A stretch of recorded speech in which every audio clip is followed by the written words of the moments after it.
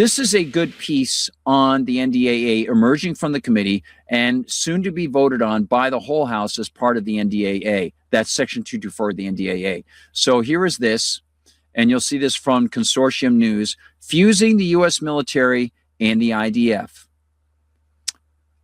The bill's provision to integrate the U.S. and Israeli militaries will go to a U.S. House vote after an effort to stop it failed Thursday. Passage will make it nearly impossible to end the U.S.-Israel special relationship, writes Alan McLeod. Amid widespread and growing public opposition to the Israeli genocide of Gaza and South Lebanon, a controversial new bill seeks to formally integrate the U.S. and Israeli militaries like never before, making it difficult to tell where one ends and the other begins. Section 224 of the 2027 NDAA proposes to join the two forces together at the hip, to make it a euphemism.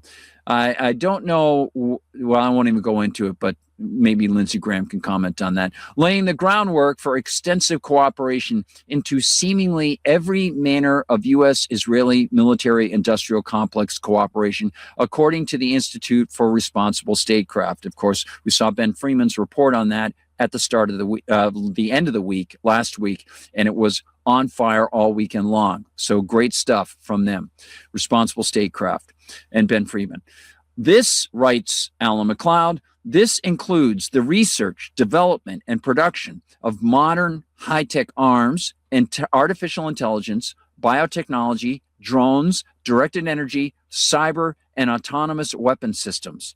It would compel the United States to integrate Israeli arms and technologies into its defense supply chain and fuse the country's data capturing and storage facilities together, meaning that Israel could have access to essentially all the U.S. military's data. Now, people are looking at as security problems and risks and so on. Again, to me, the big risk, because they can do these things through back channels anyway, the big thing they're trying to do is they're seeing that Israel, the Zionist project, the genocide, it's starting to turn American popular support into American negation. They don't want the United States government to continue tying them to this immoral, anti-ethical genocide occupation state. So Netanyahu and others are working to try to find backdoors to now permanently plant their claws into the military-industrial establishment that they've already seen on a template within the United States, which is the bases. As I said, this is just like the base closure system, just like the military-industrial complex opening up plants in various areas, including, as I've mentioned many times, Bernie Sanders, literally Mr. I'm in favor of peace and don't like war, working to get Lockheed Martin to open up a plant in Vermont. That's how bad this is. So the Israelis and Netanyahu clearly saw that pattern as a perpetual motion machine for money to cycle through into a system, even when the nation state of Israel might be unpopular. If they incorporate themselves into the American military industrial arms, so-called defense system, that itself has already shown the way that it works and how virtually impossible it is to get those mushroom seeds out of those states, then Israel will become part of it. And that's what this is about. The intelligence sharing and all that other stuff, that already can happen. They've got plenty of Mossad agents working with the CIA. They can do that anytime they want. It's the money contacts that they want. It's the intransigent, impossible to remove fungus that they want to become part of inside the military-industrial complex in the States. That's what they want. They want Israel to become part of Lockheed Martin. They want Israel to become part of BAE Systems. They want new corporations, new corporate public-private partnerships tied to Israel in your state so that your so-called Congress people won't want them shut down. That's what they want. They want a perpetual motion machine of graft and corruption to continue feeding military industrial contractors connected with the Knesset and the Mossad and various politicians, and then feedback loop to the United States. They'll be making even more money as they set up deals between American businesses and Israeli businesses. And you can bet Ron DeSantis will be on top of that. Lindsey Graham will be on it. All these guys. If John McCain were alive, he'd be doing it too.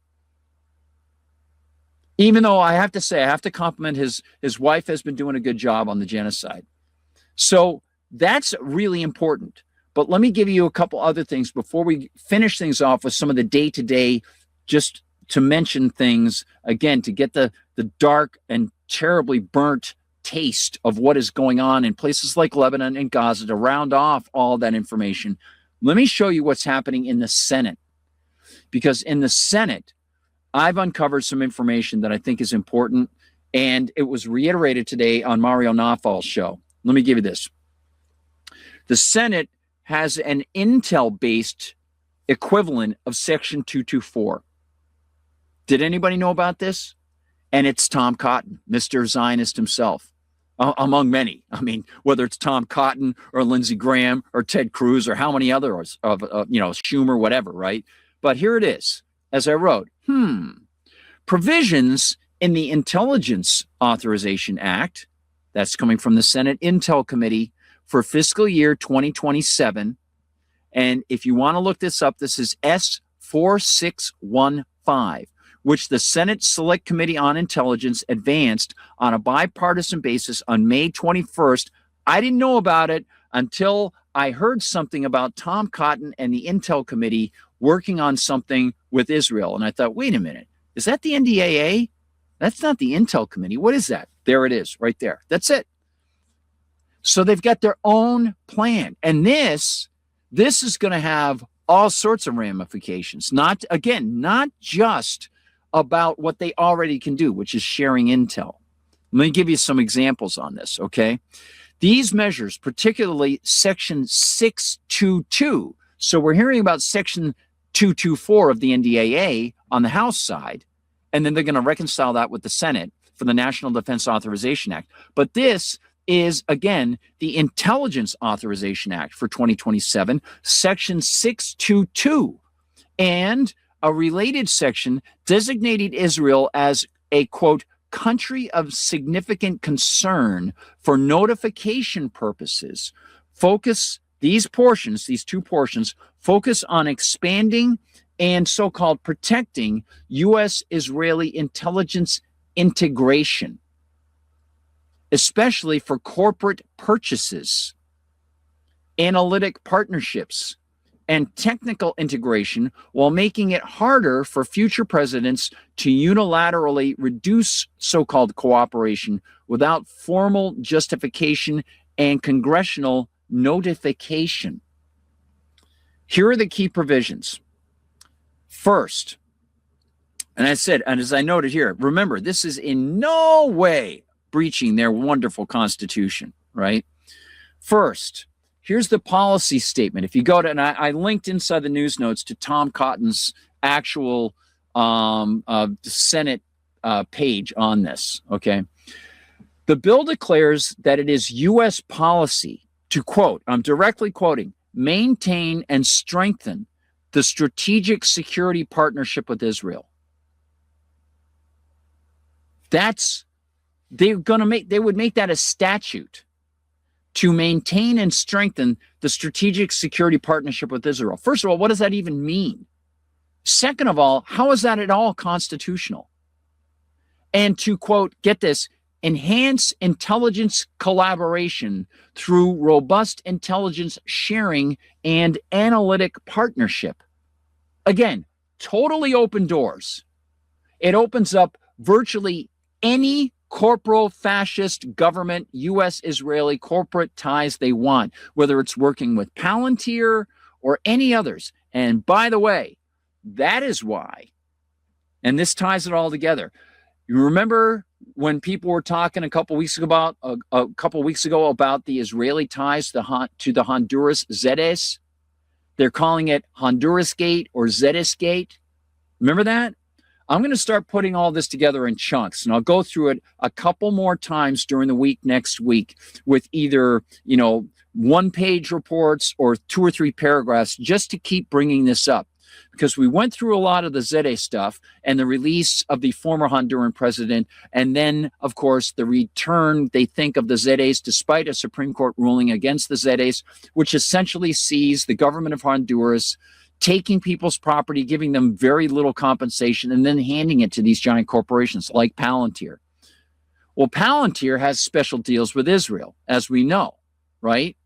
They've got the Lavender system, targeting people with at least 20% inaccuracy, just blowing people up inside Lebanon, inside Gaza, inside the West Bank, whatever it might be, just targeting them, right? That's Palantir. Then they are moving back into the Zedes with this new president that got put in, who's pro-Zede. And that all was done in the release of the Honduran president, who had been convicted of drug charges while Donald Trump was blasting people over so-called drug smuggling in the Caribbean and Eastern Pacific. That was done through a bunch of money that was handed over to a bunch of GOP special interests and PR firms from Honduras into Florida. And also, I think it was South Carolina or Georgia was another basis for one of them. But a couple of the guys who were part of this PR firm used to work for Rick Scott in Florida. Now Senator, former Governor Rick Scott, GOP, and a bunch of money that came over from Israel. This is going to tie it all together legally. This would allow federal government spending to literally give seed money, like we see with DARPA, for Israeli-American Palantir, Zede, Honduras international agreements where they can create these new corporate entities, totally new corporations.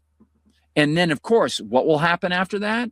Former senators, perhaps Rick Scott, will somehow, after they leave office, be put on the board. They'll go to work for them, just like Judd Gregg, when he made sure that Goldman Sachs got a bunch of money during the Obama administration American Recovery Act. He then, a few months later, retired from the Senate and went to work for Goldman Sachs.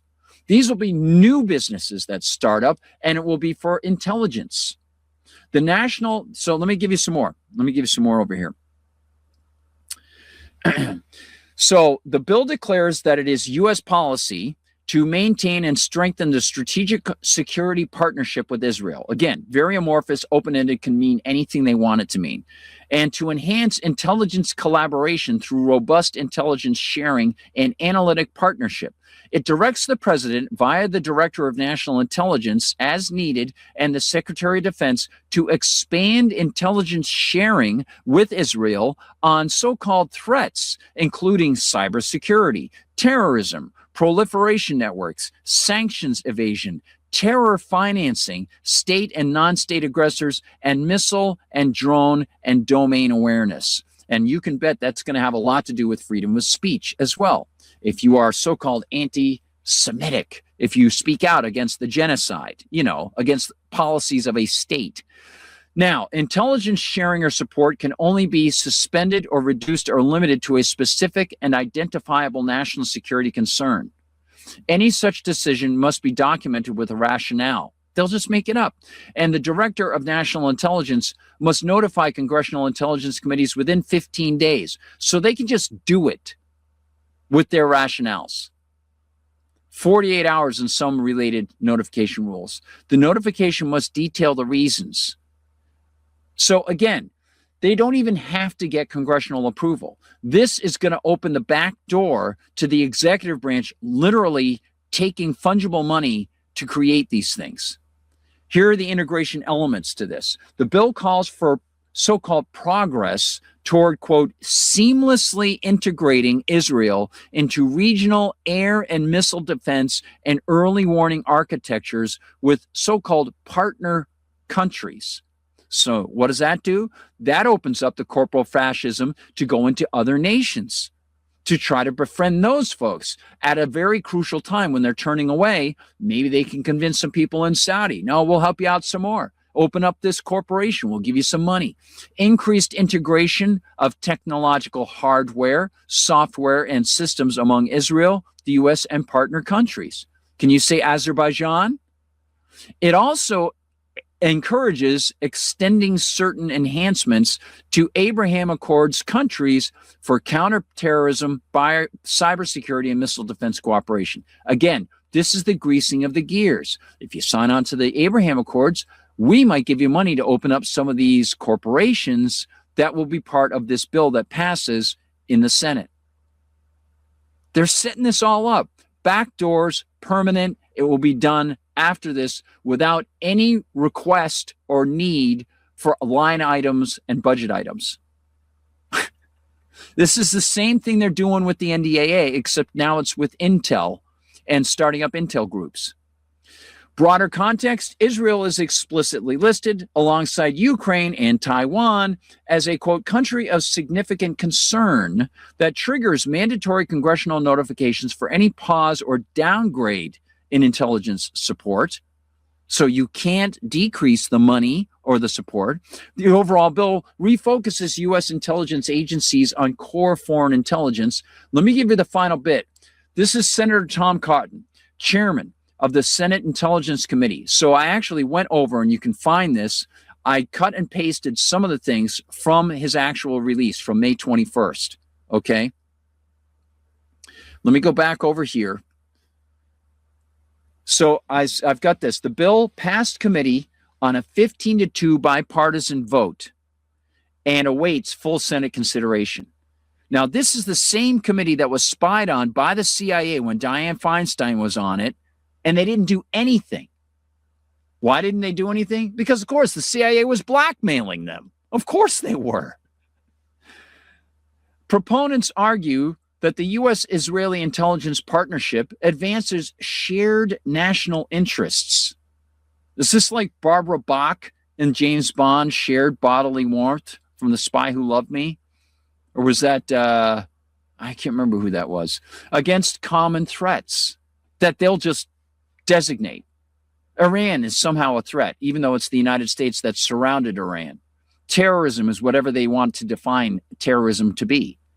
This, as Tom Cotton says, builds on long-standing U.S.-Israeli intelligence ties, which date back decades and include U.S.-Israeli assassinations, as I wrote here, of foreign diplomats, scientists, and political leaders, but codifies and expands these ties legislatively. Tom Cotton's staff of Zionista maniacs behind the Intel Agency Israel integration proposal have boasted about this. The bill has not been put up for a final vote, and details could evolve. And of course, as you want to see it, the full text, it's Senate Bill 4615. All right. Now, I want to tie this into it. The White House used a pro-Israel think tank, just as a reminder, we saw this weeks ago, to come up with its list of Iranian so-called threats. Remember that. It was the AIPAC, Foundation for the Defense of Democracies, which is a hardcore Zionist group. But let's head over to Tom Cotton. He says, I'm proud of the Senate Intelligence Committee's bipartisan legislation to conduct meaningful oversight of the nation's intelligence agencies, as well as provide them with the tools and authorities they need to do their job to keep America safe. What do you think is the biggest threat to America? Iran or Tom Cotton? What has been proven to be the biggest threat to the U.S. Constitution? Iran or Tom Cotton? Proven already. I think the answer is manifest. It's obvious. Let me give you more on this. This coming from Mario Nawfal and Brandon Whiteshirt. Brandon's got a good channel. I've only seen a couple of his videos. He's over on YouTube. Check this out. I saw a tweet version of it, but I didn't actually read the details yet. It's pretty long, yeah. Yeah, but no, I can comment on it generally if you want. Yeah, well, now we'll talking about Section 224 of the NDAA. About that in a bit. I want to talk about something I saw you quote tweet me, and I didn't know. I learned it from you. The freaking law passed, the legislation passed the House. They want to merge the IDF and the U.S. military. Yeah, I didn't know. Yeah, let's be clear. It's not merging the IDF command structure with our command structure. I keep telling people that might actually be preferable because I think our officers could probably restrain the Israelis if we were in charge. But under current conditions, that's not what's happening. What's happening is something even scarier and more longer lasting. Or I should say longer lasting, not more longer lasting. Sorry. But basically, you are having the defense industrial and high tech bases of our military and defense system being fused with Israel's defense and military base. This is called Section 224 of the National Defense Authorization Act for next year. It passed the committee. Now it still has to get through the House floor, and then it's going to have to go over to the Senate, but it passed a major hurdle. And as I said on Bannon's show today, I gave Ro Khanna, who is probably my favorite Democrat around right now. Ro Khanna bathed himself in glory, and he really tried to stop this thing from going forward. And shame on the Republicans, so-called America Firsters, who refused to come to his aid.